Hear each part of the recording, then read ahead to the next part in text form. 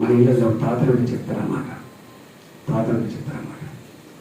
కానీ కానీ ఇవాళ మనిషికి పడుతున్న సమాజం కనిపించిన బిడ్డని గొంతు నుండి చంపే పరిస్థితి ఎందుకు వచ్చింది? కళ్ళ బిడ్డల్ని అమ్ముకునే పరిస్థితి ఎందుకు వచ్చిందో ఒకసారి ఆలోచన చేసుకోవాలి.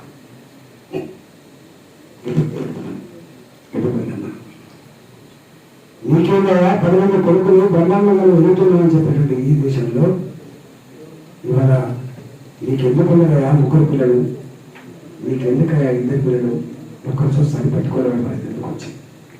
అన్నిటికంటే దారుణమైన బాధకరమైనటువంటి అంశం, విశ్వవిద్యాలయాల్లో డబుల్ పీజీలు, ట్రిపుల్ పీజీలు రీసెర్చ్ చేసుకొని 40 ఏళ్ళైనా పెళ్ళిళ్ళు కాని యువత తన మేధాశక్తితో ఈ దేశం సంపన్నం కాగలని, ఈ దేశం ఎదురని చెప్పేస్తే మేధ చదివించిందో ఇవాళ అలాంటి మేధాశక్తి కలిగినటువంటి విద్యార్థుల యొక్క ఆ మేధస్సు ఈ దేశాన్ని పుష్పించడానికి భరించడానికి పనికిరకుండా పోతా ఉంది. చివరికి పెళ్ళిళ్ళు కాని పరిస్థితి వచ్చింది.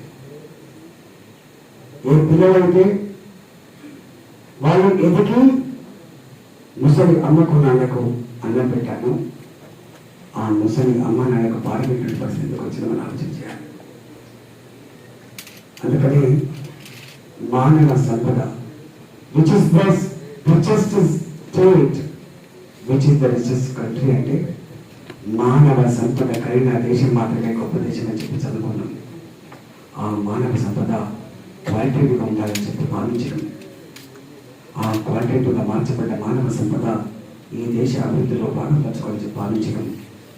కానీ ఇవాళ ప్రపంచంలో చైనా జనాభా తర్వాత 2వ స్థానాన్ని సంధించుకున్న భారతదేశం ఇవాళ అనేక రంగాల్లో ఏ స్థానంలో మనం అర్థం చేసుకోవాలి.